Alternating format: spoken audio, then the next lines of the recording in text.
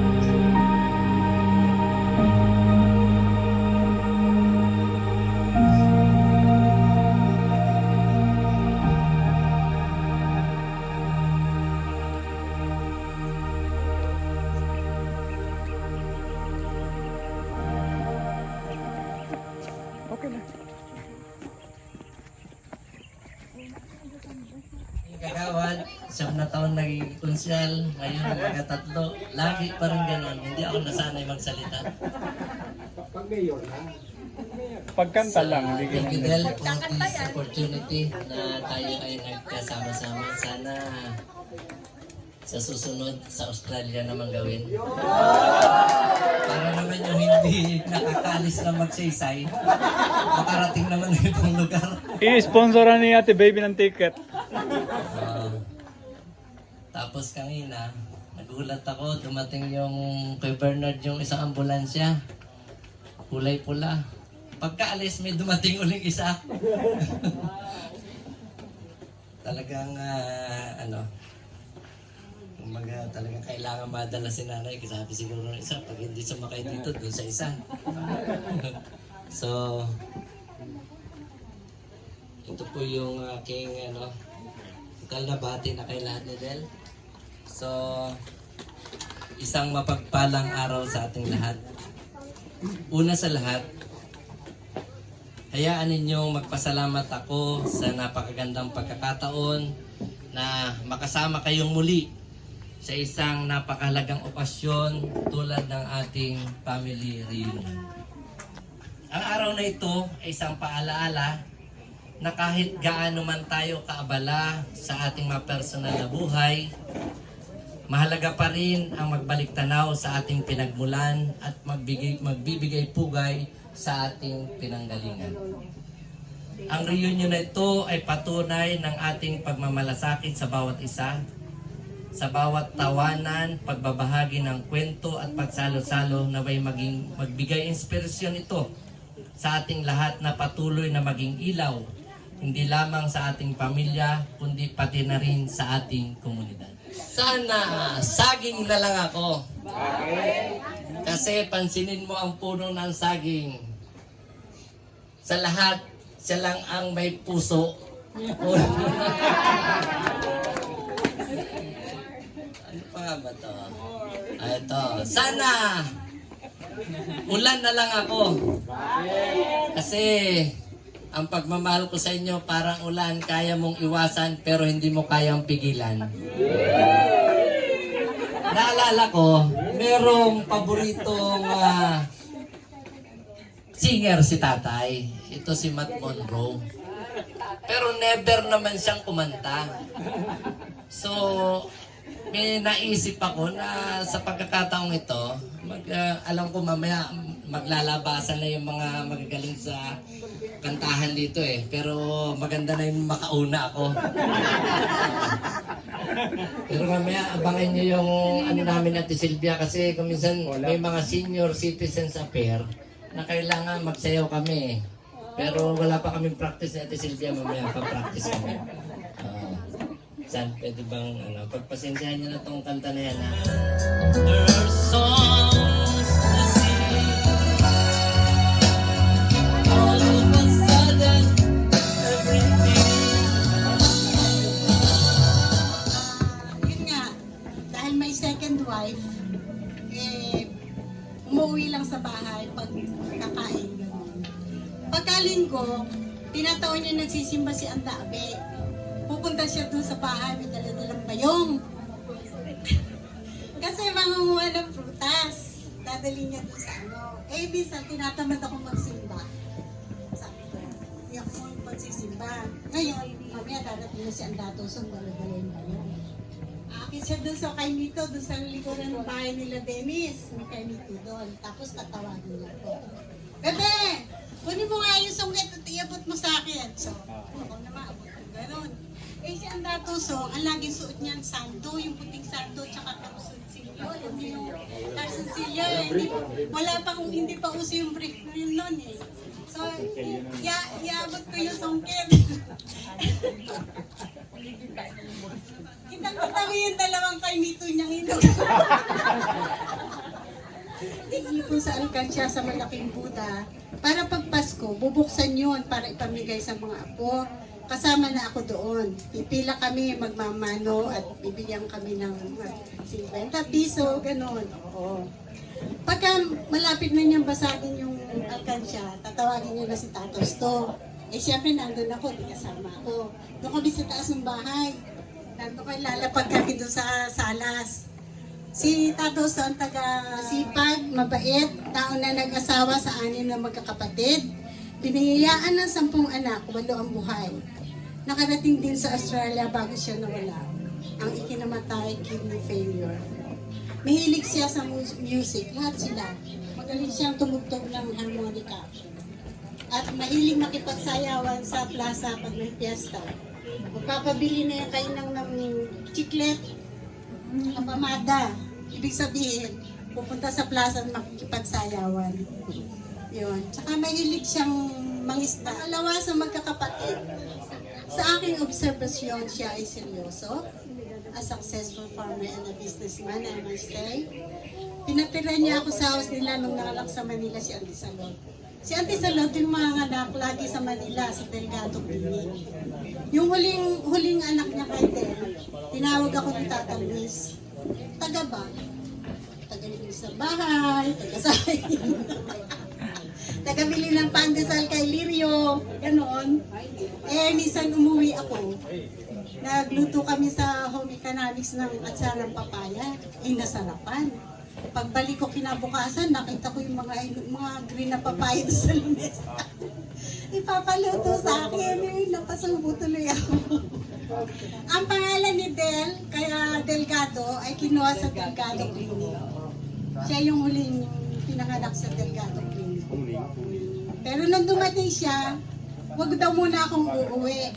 Kasi tutulungan akong maglabas si Ate Weber ng mga lampi ni Del na puro golden nuggets. Kaya pinaglaba kita, Del. Pangatlo sa magkakapatid. Ang kwento ni tatay nung dalaga pa ay masipag, pero masungit. Pag naglilinis daw ng bahay, wala mo nang papasok. At kung papasok ka, kailangan malinis na malinis yung paa mo. At habang naglilinis daw yan, ganyan.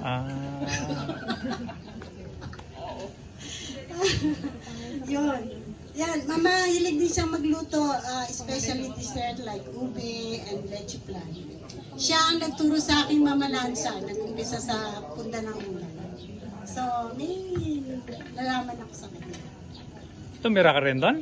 Nagpupunta ako sa bubog kasi gustong-gusto kong pumunta sa bubog kasi marami silang kamote sa likod. kamutihan yun. Tuwan-tawa ako nung pupunta doon kasi pag ganyan mo, ang daming buong laman ng kamuti. So pag pumupunta ako doon, lagi akong pinapayak ni Jonathan. Gwapo, laging planchado ang buhok sa Three Sisters na pamada. Laging naka-long sleeve na polo at naka-roll ang niya hanggang siko at naka-jeans. Gwapo talaga si Tata Pelis ng araw.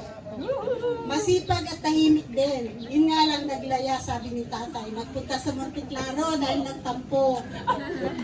Nagtampo kilanda. Pero hindi ko nasasabihin kung bakit. Sa Monte Claro, Ana? Monte Claro. Monteclaro. Barangay ng San Jose. San Jose? Doon siya. Hanggang sa lumipat siya sa Sablaya, nakilala niya yung nanay.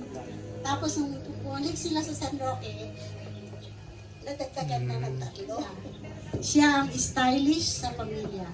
Kung ano ang bag, terno rin ang shoes.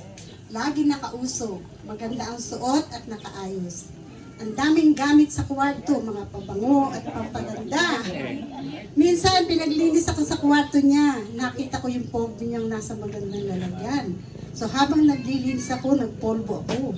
Pagbaba ko ng hagdan, nandun pala, nakaupo parang sa hagdan. At ang sabi sa akin, ginamit mo yung polvo ko, ano? Ay, naamoy pala ako, ang bango kasi. Di uli. Sa kanya ko nagaya ang pananamit. Pag nasawa na siya sa mga gamit, shoes, o kahit ano, bibigay niya na yun sa akin. Kaya high school pa lang ako noon, nakahiyo na ako sa school. Dahil ko ba yung teacher eh. Lagi pa naman akong pinagbibit doon sa Batawat, di ba? Gusto, ang bunso. Alam mo yung kanta mo, Benji? Nakaregister yan sa utak ko. Kasi si Tato Gusto, mahilig sa music. Lahat naman sila. Kaya lang si Tato Gusto, grabe.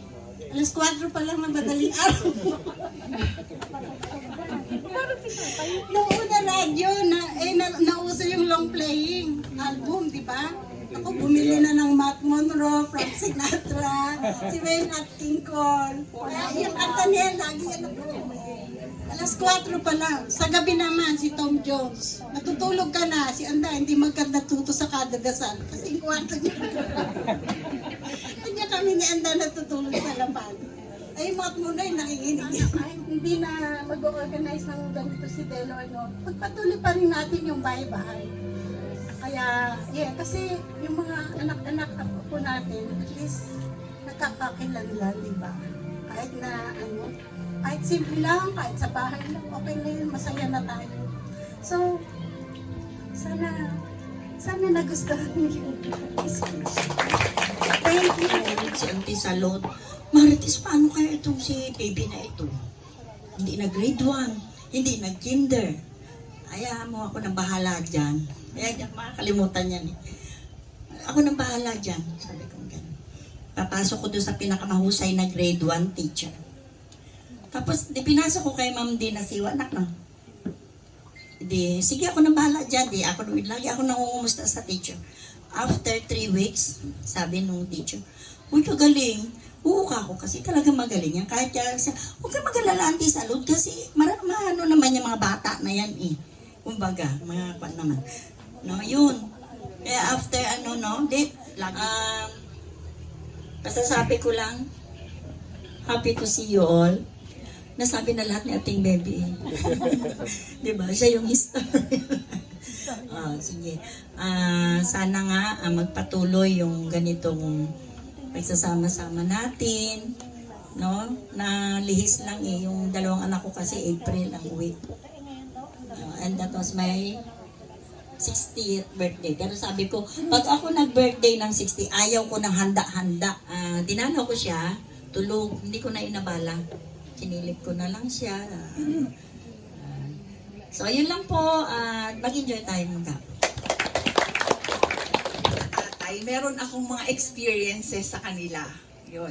Kaya naging malapit lahat sila sa akin. So, una, kay Tata Claudine. Hindi, saglit lang muna. Kasi baka ito na yung, last na, sasabihin ko na lahat ng gusto kong sabihin. Una sa lahat, maraming salamat sa Lord kasi He made this day possible. Pangalawa, thank you so much, Del, sa effort. Alam kong grabe yung effort ng family nila Tata Luis at saka nila Auntie Salud para lang magsama-sama tayo. Talagang very much appreciated. Gusto kong iparating sa'yo na sobrang na-appreciate namin itong ginagawa mong pag-organize ng ating family reunion. Ayan. So alam ko hindi lang yan effort. Syempre may din financial, no? Energy, nandiyan na lahat. Ay kaya sobrang na-appreciate namin ito. At sana hindi lang si Del, may mga susunod pa na mga susunod pang mga reunions na magaganap, no, na ganito. Kasi alam nyo, totoo lang, mahirap i-organize yung ganito kadami.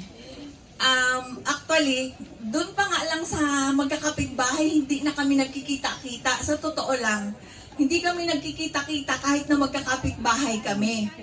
Kaya once in a lifetime opportunity na talagang binrab natin itong opportunity na magkasama-sama tayo, di ba po? Ayan, kaya thank you so much, Del and family. Ayan. At saka sa mga sponsors all the way from Australia, syempre, from Manila. Uuwi kasi ako ng bahay. Hindi ko nakikita yan sila Ate Maribel, sila Del. Laging, hindi ko alam kung nasan sila, nasa kwarto o ano. So pag umuwi ako, sabi ng nanay ko, magsaing ka na pag uwi mo. So every time na dadating ako galing school, magsasaing ako. Buti ka pa, nagsasaing ka na, grade 6 ka pa lang. So yon, kaya naging close din ako yan kami nila Del, no? Kasi magka-batch kami ni Del. Hanggang kay Auntie Simang, nung kinukwento ko yon, siyempre lolo nila yon, sabi ng mga anak ko, Mama, may una-unahan naman yan. And then, it happened. Yun nga, nauna si Tata Justo kesa kay tatay. Kaya doon nasira yung sili family dyan nung mga maliliit pa, no? Nasa motor lahat, ilan silang magkakapatid, pero kasya lahat sila sa motor. Kaya tinawag silang Kamatsili family. Ayan. So, ayun po, sana mag-enjoy po tayo ngayong araw na to kasi ito na yung last na pa-reunion ni Del. Ayan. Thank you so much. Na kami kahapon with Ate Marisa and Ate Baby. Nagkaiyak-iyakan din konti. So hopefully ngayon medyo wala na mga ganun. Pero yung mga tears naman na yun, ay alam kong tears of joy yun. Siyempre, kung si Ate Marisa number 1 iyakin, ay sa pamilya namin, sabi nila, ako daw si Titirik nung bata ako. Kasi meron akong epilepsy. So, sa aming magkakapatid, si Papa ko yung pinaka-bunso. Ayan, hindi namin masyadong, ako personally, hindi ko masyadong meron lang akong mga memories na naaalala dun sa mga kwento nila. Pero natutuwa pa rin ako na gano'n na parang, oo, bata pa ako noon. Nakakatuwa na recall ko yung mga ganong bagay. So, doon sa mga ganong bagay, totoo na si Papa yung palaging may gusto ng mga reunion. Kasi, ewan ko, si Papa ko ata ang pinakamayabang sa kanilang magkakapatid kasi si Tata Claudine napakatahimik niyan. Di ba? Si Tata Claudine ang pinakatahimik na uncle na anuan ko. Ang isa sa pinakamaingay aso kasi nakagat si Joy sa mukha. Tapos ngayon ang ginawa nila, dahil yung aso na uulol, kinatay nila at pinumulutan. Pero dahil nasa mukha siya nakagat, kaya parang kailangan dalhin sa Manila kaagad. So ako that time, medyo kaladgari na rin ako that time. So ako yung kasama nilang lumuwas ng Maynila kasi si Kuya Bigat tsaka si Ate Nida iyak na nang iyak noon. So ako kasama nila. Kahit walang nagsasabi, hindi tayo, volunteer tayo na nagbibigay kasi gusto natin na one way or another makapag-contribute tayo. Na parang, di ba, para mas masaya, mas maraming pagkain, so yung mga ganong bagay. So, parang na natin yun. Ako, personally, na adapt ko na yung mga ganong klaseng ugali. So, regardless kung dito or sa iba. At yun din, nagpapasalamat ako sa roots ko kasi parang yun yung mga reason kaya tayo mga successful ngayong mga panahon na to. Kasi ako, natutuwa ako kasi parang galing kami sa hirap, so hindi kami pwedeng hindi nyo kami pwedeng basta-bastahin kasi sanay kaming nahihirapan. Which is, alam ko naman, lalo na si Ate Baby, palagi niyang sinasabi, pinagdaanan namin yan, hindi siya nandun kaagad sa tuktok na ano kaagad. Dahil syempre ngayon, isa sa mga ula natin, ng mga nanay at tatay natin, ay talagang maganda. Kahit dati nun, palo-palo, ganyan. Ngayon, bawal mamalo, di ba? Pero, mas na-cherish ko yung mga dati na dumaan sa hirap tapos successful. Pero hindi ko naman sinasabi sa mga young generation na kailangan pagdaanan niyo yung hirap ha. Kasi kami din naman ng mga magulang ninyo, yung generation naming magpipinsan, as much as possible, gusto naming i-provide sa inyo. No? At congratulations sa ating lahat at mag-enjoy po sana tayo. Gusto, go! Sabi ko sa inyo, practice to eh. Energy guys! Energy! Come on! Okay, who's to go? Okay, ready? 1, 2, 3. Who's to go? Who's to go? Who's to go? J-U-S-T-O. Who's to? T-D-O-D-O, Felix Petla, here we go. H-O-T-D-O-D-O, Felix Petla, here we go. H-O-T-D-O-D-O, Felix Petla, here we go. H-O-T-D-O-D-O, Felix Petla, here we go. Here we go. Yan, Marina Binosa family.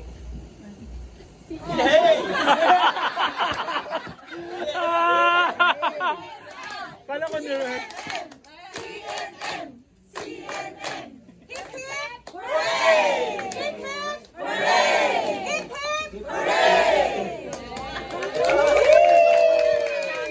Picture mo na. 1, 2, 3. Ante, dito. Smile. Okay. Okay po, Chan.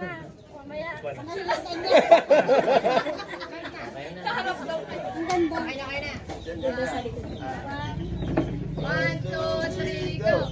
O-L-U-I-S. O-L-U-I-S. O-L-U-I-S. Venosa. Boom, boom, Venosa. Blue. Venosa. Blue, blue, Venosa. Blue.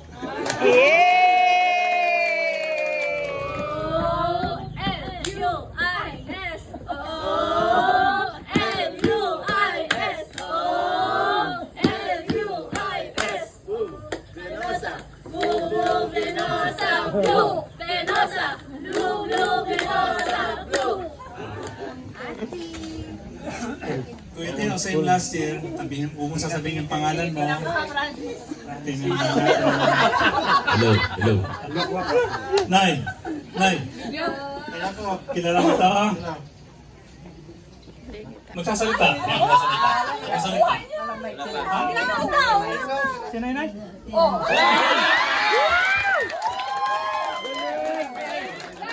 May prize nila. Ikaw na mag-host niya.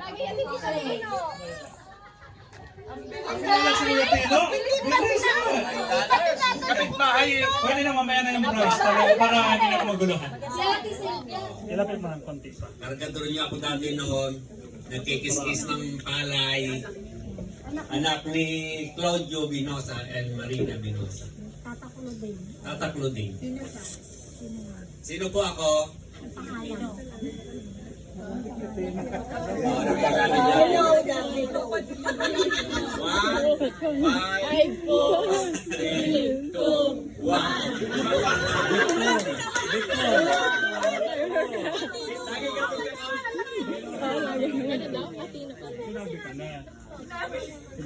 Ante, kilala niyo ba ka? Anak ni si Mang. Taga-bubog. Ako po. Taga-bubog po, anak ni si Mang. 10 seconds. Tama na yan. Narinig ko yan! 5, 4, 3, 2, 1. Ante, anak ni Justo, Bunso. 20 seconds. Tata Gusto. Hindi pa niya alam yung Sino po ako? May magaling mag-declaim yan ng bata. Yan! Hindi! Pasko na. Si Saturyon! Hindi yan si Francis. Anak ni Gusto, bunso. Magaling mag-inom, ante. 5,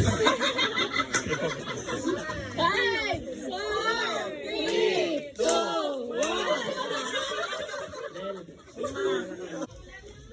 Anong pangalan ko nga? Lakas mo. Si Tito Tino talaga laging kasama yan. Sanchez pa rin din. Wala yung mic. Lobat na.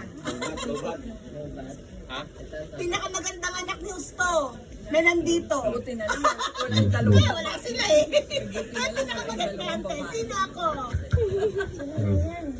Sino siya? Pinapagtulaan niyo ako dati nun sa fiesta. Pag may reunion, Pag may yung naninigas. 4, 3, 2, 1. 4, 3, 2, 1. May nauna sa'yo. Ako yung favorite mo. Bigyan natin ng time.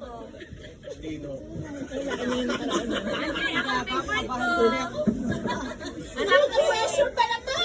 Anak ni Petwa. At saka ni Felix. Sino yun? Nagsasaing. Yung taga-saing mo. Dadagdagan natin yan pag walang nahulaan. Pagkasalo mo. Auntie, sino to? Mainit siguro dito. Kaya yung electric fan kayo. Ayan pa rin. 5, 4, 3, 2, 1. Hindi ka kayo na wala. Sanay. Si Marisa. Wala na. Hello? Para itong Olympics talagang walang guarantee na ako yung nahulaan. Tapos ngayon hindi. Ayan na, ayan na. Hello, auntie. Hello. Oh, nung birthday ni Maribel, naulaan mo ni Doktora, naulaan mo ang aking name. Ako yung nag-iisang bisita ni Doktora ng birthday niya. Dati sa iba niya tawagin Ah. ko. Ayaw mo, may senior citizen. O, tumira din ako sa iyo. Kaya. Hindi. Anak ni si Ma'am. Anak ni si Ma'am. Anak ni si Ma'am. O, teka muna. Kalimutin niya yun.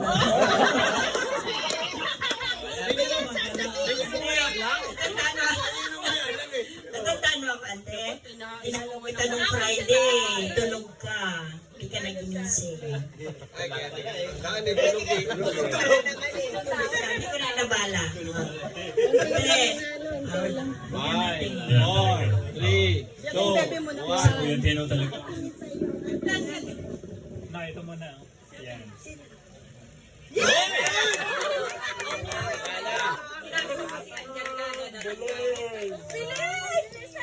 Huwag ka talaga ano ang bilis. Alam niya. Ay, gala. Ang gamar dati. Alam mo. Saka si Marisa. Last time na. Sa'yo nakatingin dito ka, hindi na. Nay.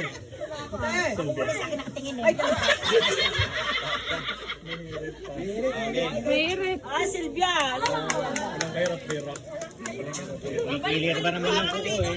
Walang kahirap-hirap. Paano hindi matatandaan pag ginanon niya ito, nasasaktan? Hello, auntie. Ayan na po. Christian, patay mo yung sound. Happy birthday to you. Happy birthday to you. Happy birthday, happy birthday, happy birthday to you. Happy birthday to you. Happy birthday to you. Happy birthday, happy birthday, happy birthday to you. Happy birthday, auntie. Nay, kanta ka ng happy birthday to me. Happy birthday to me. Wala na. Napagod na. Pagod na. Don't say. Ikaw na next.